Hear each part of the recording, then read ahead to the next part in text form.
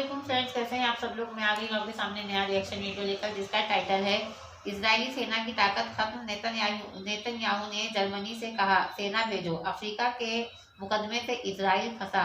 तो ये है हमारी वीडियो का आज का टाइटल। वीडियो में देखेंगे क्या है और बिना किसी देरी के हम अपना वीडियो स्टार्ट करते हैं।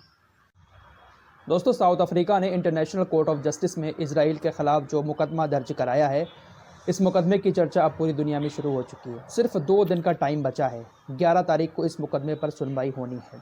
बहुत सारी बातें इस मुकदमे से जुड़ी आपके सामने रखने वाला हूँ, क्योंकि छोटा मोटा मामूली मुकदमा नहीं है, बहुत बड़ा मुकदमा south Africa international court of justice में लेकर गया है।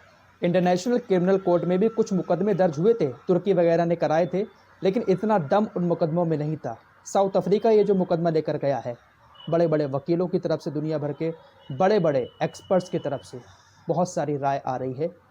आराम से इस पर बात करेंगे, लेकिन पहले आपको थोड़ी सी ब्रेकिंग न्यूज़ बता देते हैं। गाज़ा में जंग लड़ते लड़ते इजराइल की सेना की हालत ऐसी हो चुकी है कि अब उसके अंदर इतनी ताकत नहीं बची है कि वो लेबनान के बॉर्डर पर हिजबुल्लाह का सामना कर सके। साथ ही साथ बहुत सारे इजरायली सैनिक मारे गए हैं, बहुत सारे इजरायली सैनिक अपाहिज हो गए हैं, जिसके चलते हुए इजराइल की सेना कम पड़ गई है। इजराइल की सरकार ने जर्मनी से गुहार लगाई है कि लेबनान के बॉर्डर पर हिजबुल्लाह से जंग लड़ने के लिए आप थोड़ी सी हमें अपनी सेना दें। इजराइल ने जर्मनी की सरकार से मांग की है कि वो अपनी सेना को लेबनान के बॉर्डर पर तैनात कर दे, क्योंकि यहाँ पर जंग का खतरा है। अब देखते हैं कि इस पर जर्मनी क्या जवाब देता है इजराइल को। बहुत सारे देशों के भाड़े के सैनिकों ने गाज़ा के अंदर हमास के खिलाफ जंग लड़ी, लेकिन हमास को नहीं हरा पाए। दोस्तों, अमेरिका का विदेश मंत्री एंटनी ब्लिंकन मिडिल ईस्ट में आया हुआ है। अभी कुछ देर पहले ही तेल अवीव के अंदर इजराइल की सरकार के नेताओं से, बेंजामिन नेतन्याहू से इसने मुलाकात की है।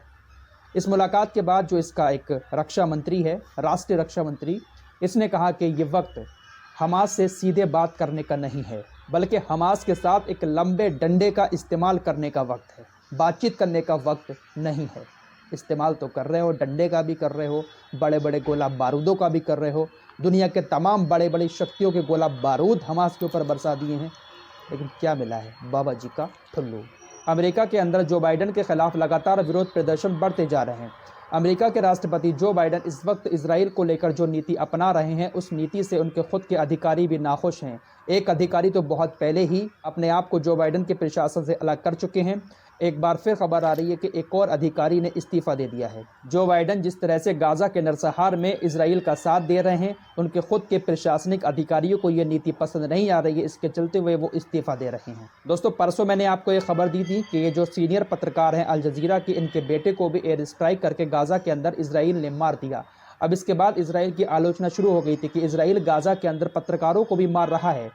अब इस पर इजराइल की तरफ से बयान आया है। इजराइल के स्पोक पर्सन ने कहा है कि हमने इसको इसलिए नहीं मारा कि ये गाज़ा के अंदर रिपोर्टिंग कर रहा था, बल्कि हमने इसको इसलिए मारा क्योंकि ये एक ड्रोन उड़ाकर हमारे ऊपर हमला कर रहा था। ये जो पत्रकार है, इनका नाम हमजा था। इजराइल के स्पोक्स पर्सन ने अब सफाई देते हुए कहा है कि हमने इनको इसलिए मार दिया क्योंकि हमारे ऊपर एक ड्रोन अटैक हो रहा था और हमें जानकारी मिली कि इस ड्रोन को यही ऑपरेट कर रहा है, यही उड़ा रहा है, इसलिए हमने इनको मार दिया। हालांकि उस वक्त ये रिपोर्टिंग एरिया से काफ़ी दूर था, जिस जगह पर लड़ाई चल रही थी और पत्रकार उस लड़ाई को कवर कर रहे थे, ये वाला पत्रकार उस जगह से काफ़ी दूर था, लेकिन इसके बावजूद भी इजरायली सेना ने इसको टारगेट करके मार दिया।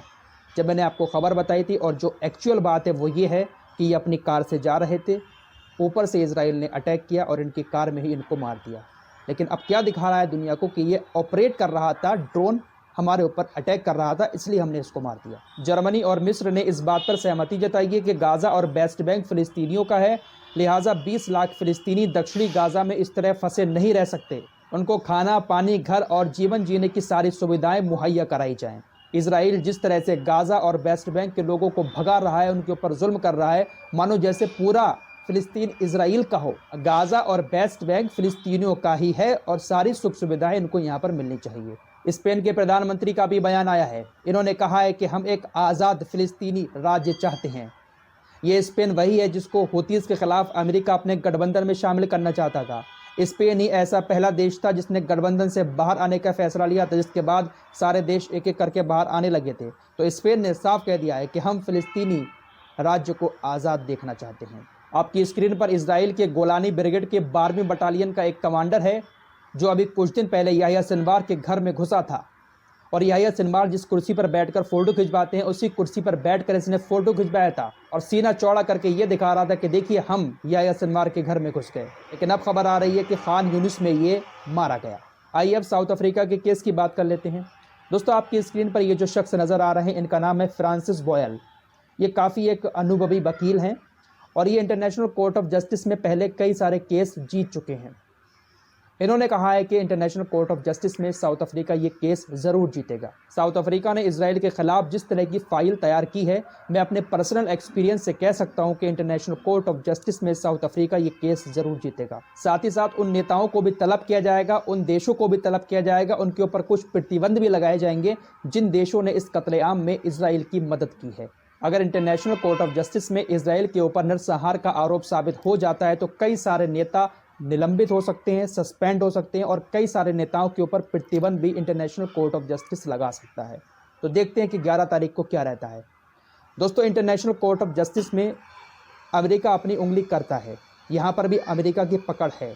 लेकिन एक अच्छी बात यह है कि साउथ अफ्रीका को यहाँ पर एक छूट मिली है, एक इजाज़त मिली है कि वो अपनी मर्ज़ी से जो न्यायाधीश होंगे, जज साहब, उनको नियुक्त कर सकता है। साउथ अफ्रीका अपना मुकदमा किस जज साहब के सामने सुनाना चाहता है, इसकी इजाज़त साउथ अफ्रीका को है कि वो अपनी मर्ज़ी से सामने वाले जज साहब को नियुक्त कर सकता है। तो ये एक प्लस पॉइंट है साउथ अफ्रीका के पास, जिसके चलते हुए कह सकते हैं कि जज साहब साउथ अफ्रीका के मुकदमे पर ठीक से गौर देंगे, वरना यहाँ पर भी अमेरिका अपनी उंगली ज़रूर डालता है। दोस्तों, दुनिया भर के कई सारे एक्सपर्ट इस बात की भी चर्चा कर रहे हैं कि अमेरिका का विदेश मंत्री इस वक्त मिडिल ईस्ट के अंदर जो आया है वो इसीलिए आया है ताकि ये अरब देश जो हैं वो साउथ अफ्रीका के केस का समर्थन ना करें। अगर इन सभी मिडिल ईस्ट के देशों ने साउथ अफ्रीका के केस का समर्थन कर दिया तो साउथ अफ्रीका का केस काफ़ी वजन वाला हो जाएगा, जिससे इजराइल को काफ़ी नुकसान उठाना पड़ सकता है। तो इसीलिए ये तुर्की, सऊदी अरब, जॉर्डन, यूएई, इन सारे देशों की यात्रा कर रहा है। फिलहाल अभी की खबर ये है कि तुर्की ने समर्थन कर लिया है, जॉर्डन, इसके अलावा मलेशिया, अमेरिकी लैटिन देश बोलीविया, इन सारे देशों ने अब तक इस मुकदमे का समर्थन किया है। फिलहाल ये मुकदमा इजराइल के ऊपर बहुत भारी पड़ने वाला है, लेकिन एक बार फिर से साउथ अफ्रीका को सलाम यार कि साउथ अफ्रीका जैसा देश इतना बड़ा कदम उठा रहा है।